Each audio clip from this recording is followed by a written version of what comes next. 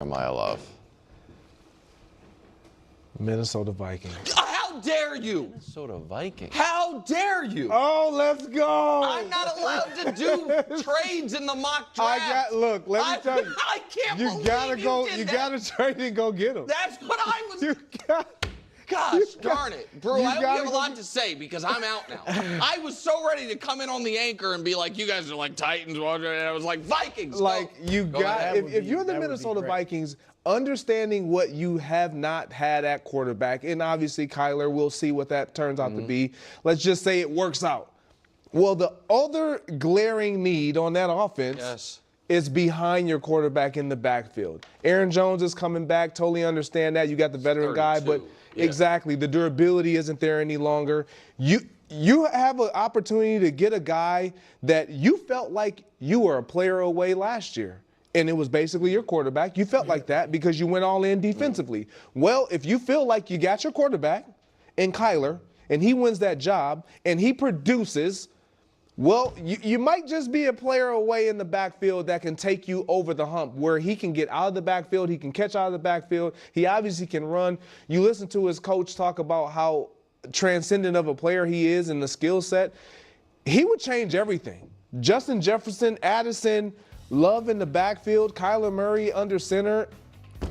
This offense would be electric. Well, I didn't even think about Minnesota just because I was looking at the draft. So far down. Right, Yeah. but everything you said is right. Like, they would be great with him. But in the draft, I'm going to say either the Giants or the Commanders. And I'd say my preference would be Commanders. But the Giants, Harbaugh is great with a run game. Even before he had Derrick Henry, they always have a good run game. He would obviously take pressure off Jackson Dart, and he is a good receiver. But I'd love to see him in Washington because Jaden, it takes the running pressure off Jaden, who's been their leading rusher, when he was a rookie. And you already have Debo and Terry McLaurin, so you got receivers, but this guy is a great receiver. So it just helps so much Jaden Daniels. And I think it would improve his chances of staying healthy because Love would be a great safety valve, like check down guy who can run after the catch.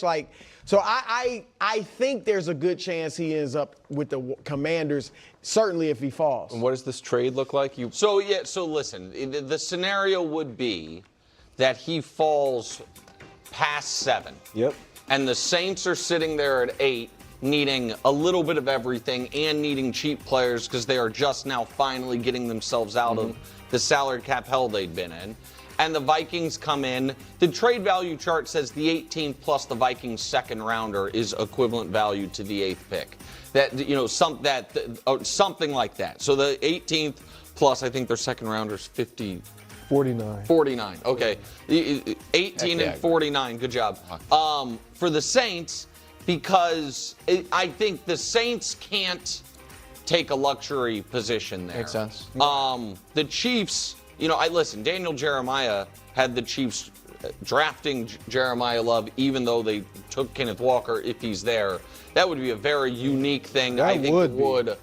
You would have. He would be great with Kansas City, but it also you wonder what Marcus Freeman said about him lining up as a wide receiver a lot. Like, how often would you have Kenneth Walker and Jeremiyah Love on the field at the same time? I think that would be odd if they spent their biggest free agent signing and their top 10 pick on a running back when they have other needs. But if he does slip, I do think there could be a team that. The Vikings is who I said. I wonder, now they traded away their first-round pick this year, so they would have to be very aggressive. But a team like Denver, that might just say, screw it. We'll give you our first-round pick next year and stuff if he starts to fall, because I don't think the Chiefs can draft him. I don't think the Bengals can draft him. And so if he's there, someone might want to move up for him. Yeah. Here's the reality when it comes to Jeremiyah Love and any franchise. He can have such a tremendous influence on any of these organizations. On any of them, except for the Jets, okay? Laughter, like every single team, Jeremiyah Love puts them in a position to be fantastic, to be elite. Except for the Jets. So. I find it difficult to imagine that he falls past someone like the Titans. I just can't see it. Or then the Giants, and then the Browns. Like, I simply don't see it. So, they're saying, he would have to get past the Commanders, and then you could have a team like the Minnesota Vikings and whatnot. The Broncos. I actually love the Broncos here. I love that.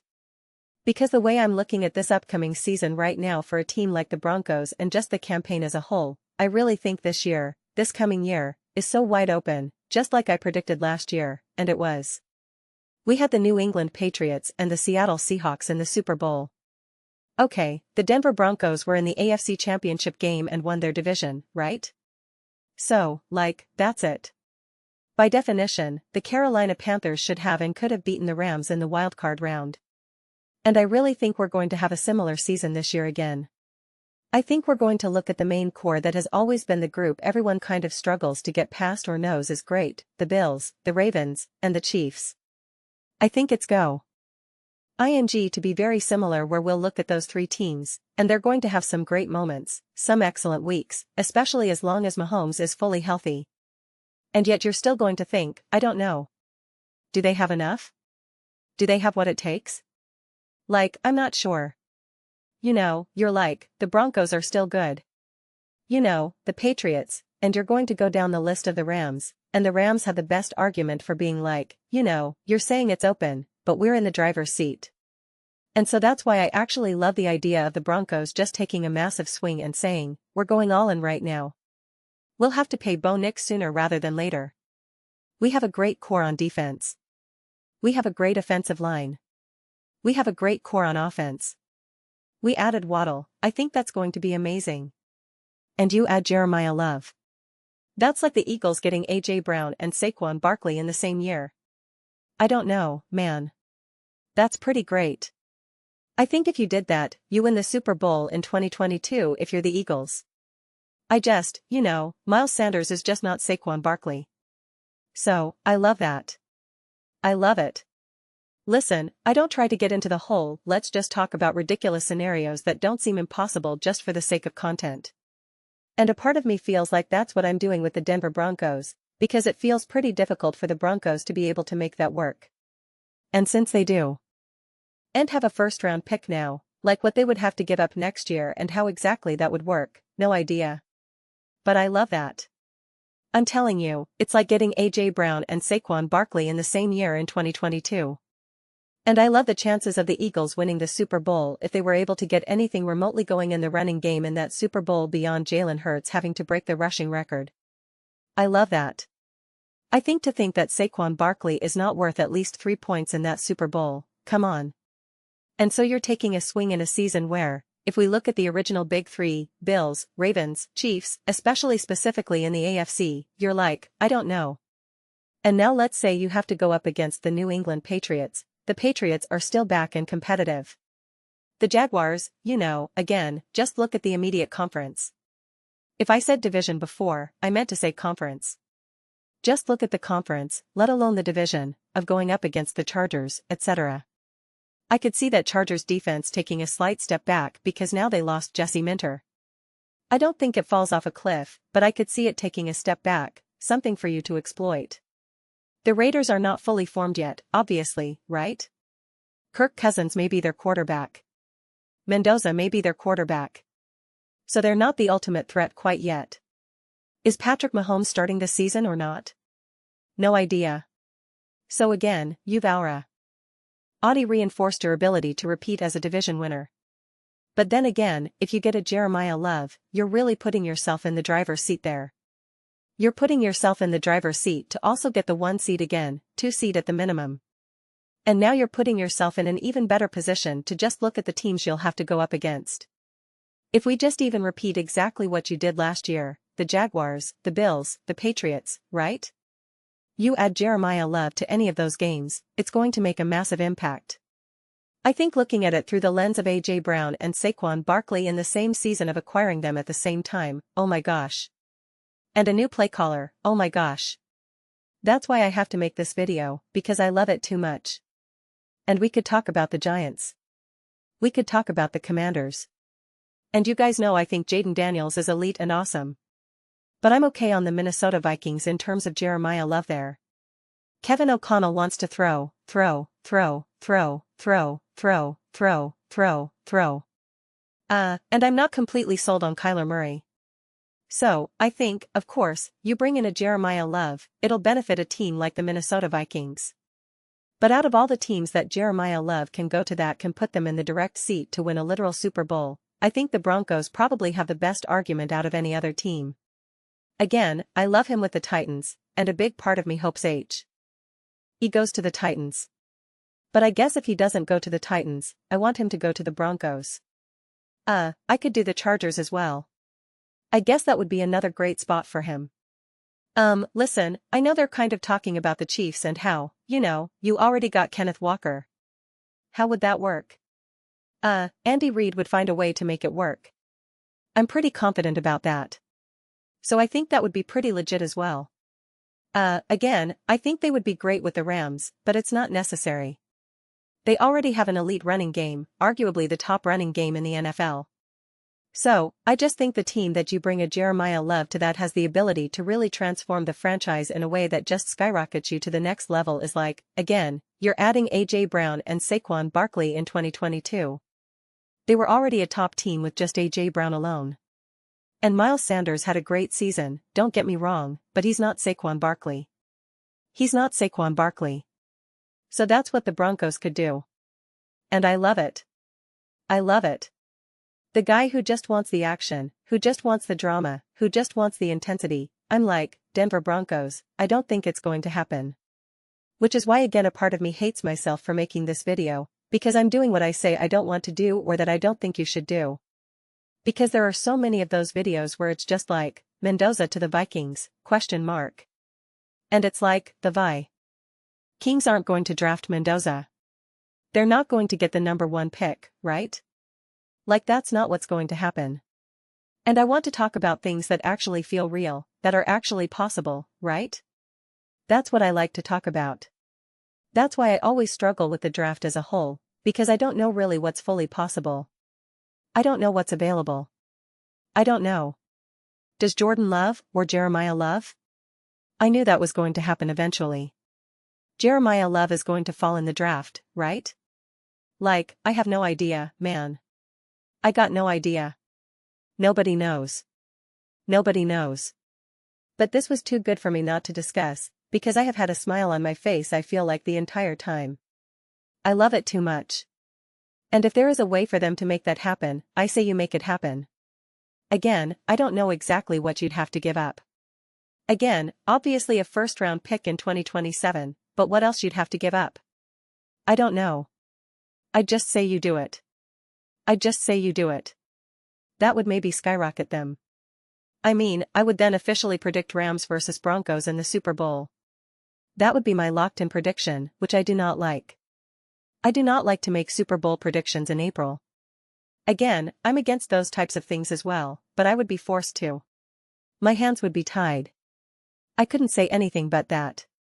And let it be known, I said the two teams that were my babies last year were the Seahawks and the Broncos. And those are the two teams that should have been in the Super Bowl. We know that. So I'm taking that take as a victory there because I was right. Oh man. In a way, I'll end here because in a way I'm frustrated that this is so hard to do, that the Broncos won't, it will be the definition of a swing because of what would have to happen for them to make it happen. But I'm also grateful that it is really hard to do, because if it was even just 5% easier for the Broncos to make something like that happen, then football turns into basketball, it just becomes a mess. Marcus Freeman, the coach of Jeremiyah Love, on the clip earlier with Cannell and Cowherd said, man, I learned quickly that the NFL doesn't want you to keep winning. They make it hard for you to keep winning. And then it's like, yeah, and that's amazing. That's awesome. That's exactly how it should be. It should be really hard for the Denver Broncos to get back to the AFC Championship game. They were so close to getting to the Super Bowl, so close to winning the Super Bowl. And it shouldn't be like, well, we were so close, therefore next year we're going to be just as close. It's like, no, it is hard. It is hard, right? You pay your quarterback, you fall in the draft, whatever. Maybe it's hard. I love that Marcus Freeman said that, where he was like, I learned quickly. The NFL does not want you to keep winning. They do not want you to be great year after ye are. And it's true, and it's awesome. And so these are some of the moves that you have to make. And I love it. I love it. I would so go all in on this. I really would. That's why I want to just kind of keep talking about it, because I love it. But it doesn't seem like it's going to be possible. See, I'll have to just end here because it's going to bum me out that they can't make this happen or that they wouldn't make it happen. Maybe they could, but I don't think they would. I don't think they will. But maybe they do. Those are just my thoughts. I'd absolutely love to hear yours. What have I become here? What are your guys' thoughts about Jeremiyah Love to the Denver Broncos? Can't believe that's going to be the title of my video, Jeremiyah Love to the Denver Broncos. Let me know your thoughts. I read every single comment. So whether you agree with me or disagree with me, either way, let's get into some discussions, get into some fights, but ultimately let's just have some fun. Please do consider subscribing. We're building an amazing community here, and I'd absolutely love to see you be part of it. I want to build something that we all generally feel connected to. Something that we're really excited to be part of. I think we're well on our way to doing it. Please don't forget to give this video a thumbs up. It really does help with visibility and the algorithm. Thank you so much. See you next time.